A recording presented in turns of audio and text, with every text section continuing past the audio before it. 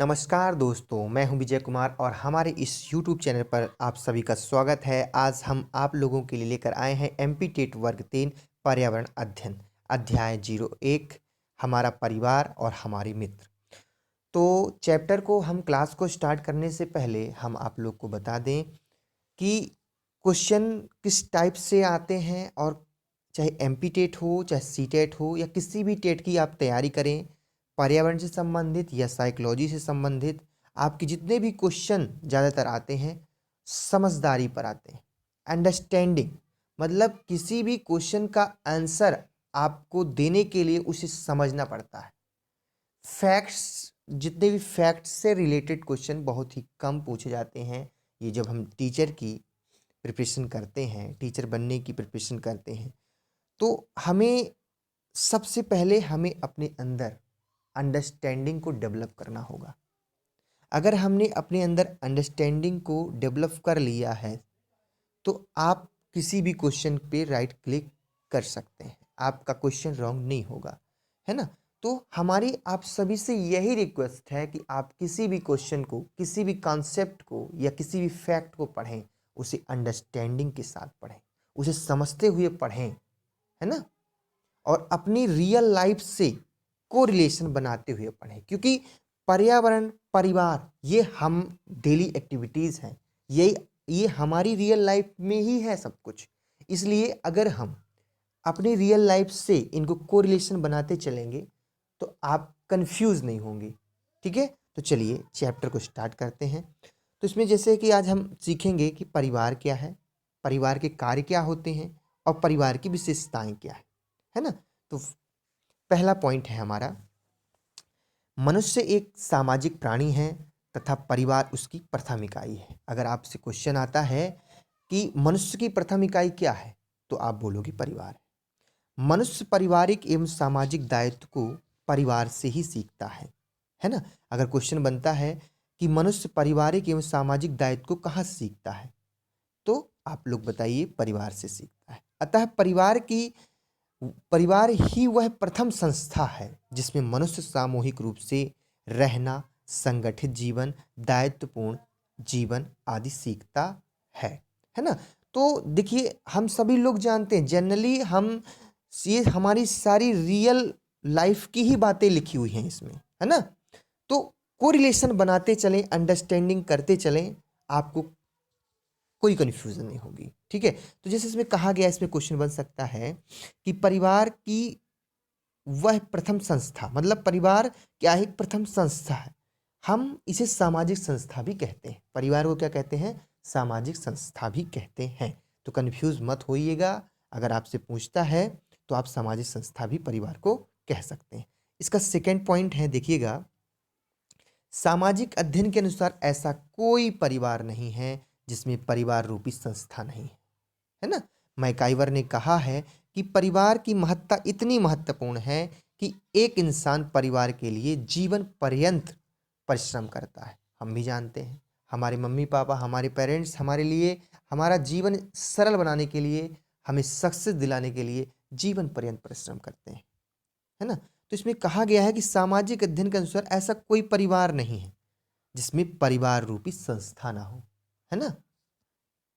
ठीक है, समझ में आया। अब देखते हैं परिवार। परिवार पे आप देखेंगे, जैसे सबसे पहले हम पिक देख लेते हैं।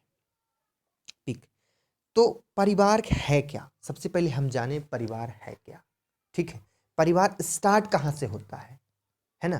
किसे परिवार कहेंगे, किसे परिवार नहीं कहेंगे।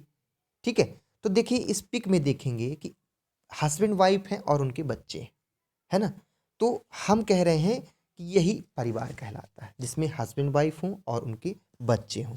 देखिए फर्स्ट नंबर पॉइंट हम पढ़ते हैं, परिवार शब्द अंग्रेजी शब्द फैमिली का हिंदी रूपांतरण है। अभी हम लोग सब परिवार जानते थे, लेकिन परिवार आया कहाँ से है, किस लैंग्वेज से है, हमें नहीं पता था। जनरली किसी को, बहुत कम, रियर ही ऐसे हैं जिनको पता होगा। ठीक है, लेकिन आज हम सीखेंगे, जानेंगे कि परिवार शब्द अंग्रेजी शब्द का फैमिली का हिंदी रूपांतरण है। फैमिली शब्द की उत्पत्ति लैटिन भाषा शब्द फैमिलस से हुई है, जो प्रायः एक ऐसे समूह के लिए प्रयुक्त होता है इसमें माता पिता, उनके बच्चे आदि शामिल होते हैं। परिवार में कौन कौन शामिल होता है? माता पिता और उनके बच्चे, है ना। साधारण शब्दों में विवाहित जोड़े को परिवार की संज्ञा दी जाती है, किंतु समाजशास्त्रीय दृष्टिकोण से इसे परिवार शब्द का प्रासंगिक मापदंड नहीं माना जाता है। क्यों नहीं माना जाता है? इसमें कहा गया है कि सामाजिक जोड़े मतलब जो विवाहित जोड़े को ही परिवार की संज्ञा दी जाती है, लेकिन नहीं, ऐसा क्यों नहीं है, मापदंड क्यों नहीं माना जाता? अभी क्लियर हो जाएगा। क्योंकि देखो, विवाहित तो है, सेकंड पॉइंट आप देखें, क्लियर हो जाएगा। समाज शास्त्रियों के अनुसार परिवार में पति पत्नी और बच्चों का होना अनिवार्य है। यदि परिवार में पति पत्नी और उनके बच्चे साथ में रहते हैं तभी वह परिवार कहलाता है। तो देखिए, उसमें विवाहित जोड़े की बात हुई थी, तो उन्होंने कहा था कि अगर विवाहित जोड़े हैं तो वो परिवार है। तो समाज शास्त्रियों ने कहा नहीं, ऐसा नहीं, ये रॉन्ग है। मतलब विवाहित हैं, अगर उनके बच्चे उनके साथ हैं तभी हम उसे परिवार कहेंगे, अगर उनके बच्चे उनके साथ नहीं है तो गृहस्थ कहेंगे, समाजशास्त्रियों ने कहा। तो देखिए, थर्ड पॉइंट है हमारा गृहस्थ। ऐसा परिवार जिसमें माता पिता तो होते हैं लेकिन उनके बच्चे नहीं होते, गृहस्थ जीवन कहलाता है। ठीक है, इसलिए हम कह सकते हैं कि सभी परिवार गृहस्थ तो होते हैं लेकिन सभी गृहस्थ परिवार नहीं होते। मतलब जनरली हस्बैंड वाइफ सभी होते हैं, लेकिन कुछ हस्बैंड वाइफ ऐसे होते हैं जिनके उनके बच्चे नहीं होते हैं। तो जिनके बच्चे नहीं होते वो गृहस्थ जीवन उनका कहलाता है, परिवार कंप्लीट नहीं हो पाता। परिवार कंप्लीट होने के लिए उनके बच्चे होना जरूरी है। क्लियर? जैसे कि हस्बैंड वाइफ आप देख रहे हैं तो ये गृहस्थ जीवन जी रहे हैं, अभी इनका परिवार नहीं बना। क्लियर है मेरे दोस्त? सभी को मेरे कॉन्सेप्ट जो भी हैं क्लियर होते जा रहे होंगे।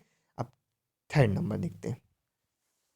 थर्ड नंबर क्या कह रहा है कि सामान्य रूप से परिवार को सामाजिक संगठन की मौलिक इकाई माना जाता है। अगर आपसे पूछता है कि सामान्य रूप से परिवार मतलब सामाजिक संगठन की मौलिक इकाई किसे कहते हैं, तो आप बोलेंगे परिवार कहते हैं। परिवार से ही बालक की प्रारंभिक शिक्षा प्रारंभ होती है ना। नंबर 4 है, एक बालक परिवार के द्वारा ही प्रेम, सहयोग, अनुशासन आदि गुण सीखता है। समाज में परिवार अत्यधिक महत्वपूर्ण एक सामाजिक संस्था है ना। कैसी संस्था है एक परिवार? सामाजिक संस्था। अगर ऑप्शन में आपसे आए तो सामाजिक संस्था पर ही क्लिक करिएगा। क्लियर है ना। तो देखिए, जनरली आप सभी जानते हैं कि हम परिवार में ही प्रेम, सहयोग, अनुशासन, इतने भी गुण हैं सब परिवार से ही सीखते हैं। आज हमें यहाँ देखने को भी मिल गए। ठीक है, जल्दी जल्दी खत्म करते हैं। अब मैकाइवर एवं पेज के अनुसार परिवार की परिभाषा क्या है देखते हैं। परिवार पर्याप्त निश्चित यौन संबंध द्वारा परिभाषित एक ऐसा समूह है जो बच्चों के जनन एवं पालन पोषण की उचित व्यवस्था करता है ना। मतलब जो भी हमारे बच्चे हैं जनन और उनके पालन पोषण की उचित व्यवस्था करता है वही क्या कहलाता है? परिवार कहलाता है। किसने कहा? मैकाइवर और पेज ने कहा। ठीक है बेटा, समझ में आ रहा होगा। ठीक है, तो ये हो गया परिवार की डिफिनीशन। अब देखते हैं अपन परिवार के कार्य क्या है। तो मैकाइवर ने परिवार के कार्यों को दो भागों में विभाजित किया है। नंबर 1 होता है आवश्यक कार्य, दूसरा होता है अनावश्यक कार्य। तो आवश्यक कार्य देखेंगे। परिवार के आवश्यक कार्यों में घर के विभिन्न प्रावधानों को सम्मिलित किया जाता है, जैसे आर्थिक क्रियाकलाप, शैक्षणिक क्रियाकलाप, लैंगिक व प्रजनन के क्रियाकलाप परिवार के आवश्यक कार्यों में सम्मिलित किए जाते हैं। जनरली हम कहें कि आवश्यक कार्य क्या है, मतलब हमारी जितनी भी इंपॉर्टेंट एक्टिविटीज़ हैं ये हमारी आवश्यक कार्य के अंतर्गत सम्मिलित किए जाते हैं। फिर सेकंड नंबर है अनावश्यक कार्य। जो अनावश्यक कार्यों में मनोरंजन से संबंधित कार्यों को सम्मिलित किया जाता है। मतलब मनोरंजन से संबंधित जितनी भी हम लोग रियल लाइफ में एक्टिविटीज करते हैं ये हमारे कैसे कार्य कहलाते हैं? अनावश्यक कार्य कहलाते हैं। ध्यान रखें आप। चलिए फिर इस पे कुछ कार्यों के विषय में आगबर्न और निम्काफ ने कहा है। मतलब आगबर्न और निम्काफ ने अपने पारिवारिक कार्यों को 6 वर्गों में विभाजित किया है, जैसे आर्थिक हो गया, प्रक्रियात्मक हो गया, रक्षात्मक हो गया, आनंदपद हो गया, धार्मिक हो गया, शैक्षणिक क्रियाकलाप आदि। तो हमें ये पॉइंट जरूर माइंड में रखने हैं। इन पॉइंट से भी क्वेश्चन बन सकता है कि पॉइंट बन जाएगा कि आगबर्न और निम्काफ के अनुसार उनका पारिवारिक कार्य नहीं है, तो 3 ऑप्शन हमें दे देगा जिसमें से 3 राइट रहेंगे और एक थर्ड जो फोर्थ ऑप्शन है वो रॉन्ग रहेगा। तो हमें इन 6 कार्यों को माइंड में रखना होगा आग, वर्ण और निम्न काव्य के अनुसार। चलिए अब कुछ कार्य लुंड वर्ग के अनुसार देख लेते हैं। लुंड वर्ग ने परिवार के 4 प्रमुख मूलभूत क्रियाकलाप बताए। ये एक्टिविटीज इन्होंने बताई है कि प्राथमिक समूह का संतोष, श्रमिकों सहयोग व विभाजन, बच्चों की देखभाल का प्रशिक्षण, यौन व्यवहार और प्रजनन का नियमन आदि सम्मिलित है। तो ये हो गया लुंड वर्ग के अनुसार परिवार के कार्य 4 क्रियाकलाप बताएं। अब देखते हैं परिवार की विशेषताएं। तो जल्दी से विशेषताएं देख लेते हैं। नंबर 1 है हमारी विशेषताएं वंशानुगत संबंध। समझिएगा, वंशानुगत पारिवारिक सदस्यों के बीच वंशानुगत संबंध होते हैं तथा कुछ विशिष्ट गुण एक पीढ़ी से दूसरी पीढ़ी को प्राप्त होते हैं। आप लोग सभी जानते हैं, कुछ बताने की जरूरत नहीं है, ये हम जनरली देखते हैं और सीखते भी हैं। क्लियर। सेकंड नंबर है सामाजिक संस्था। परिवार सामाजिक संस्था की मौलिक इकाई के रूप में कार्य करता है ना। तो परिवार कैसी संस्था है? सामाजिक संस्था। फिर से रिपीट हो रहा है। नंबर 3 थर्ड है हमारा आर्थिक व्यवस्था।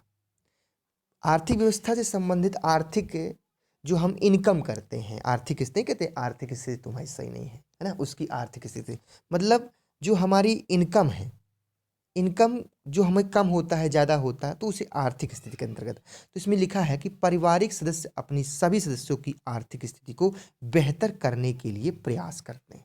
हमारे माता पिता करते हैं कि हमारे बच्चे का जीवन सरल हो सके, उसे किसी प्रकार की असुविधा ना हो, इसलिए वो प्रयास करते रहते हैं कि हमारी आर्थिक स्थिति सही बनी रहे। नंबर 4 है हमारा वैवाहिक अनिवार्यता। परिवार में संतान की उत्पत्ति एवं विवाह की अनिवार्यता होती है। वैवाहिक संबंध परिवार के वंश की वृद्धि के लिए आवश्यक होता है। ये हो गया हमारी वैवाहिक अनिवार्यता। ठीक है। 5th नंबर है सामाजिक सुरक्षा की मूलभूत इकाई। परिवार में सभी सदस्य सुरक्षित महसूस करते हैं, जो उनके विकास के लिए महत्वपूर्ण होता है। चलिए, तो ये तो हो गई हमारे विशेषताएं। किसकी विशेषताएं हो गई? परिवार की विशेषताएं। लेकिन परिवार की कुछ अन्य प्रमुख विशेषताएं भी हैं। परिवार की कुछ अन्य प्रमुख विशेषताएं भी हैं। जैसे नंबर 1 जल्दी से देख लेते हैं। बच्चों का नंबर 1 है बच्चों का लालन पालन। सेकंड है एक निवास स्थान। थर्ड है हमारा सर्वकालिक एवं सार्वभौमिक संस्था। 4th है अपनत्व की भावना। 5th है अनिवार्य सदस्यता। 6 है सामाजिक नियंत्रण व प्रभावी साधन। 7 है परिवार समाज की मौलिक इकाई है। 8 है दीर्घकालिक समूह। 9 है हमारा रक्त संबंधों का बंधन। 10 है भावनात्मक लगाव, नहीं भावनात्मक लगाव होता, भावनाएं एक दूसरे से जुड़ी होती हैं।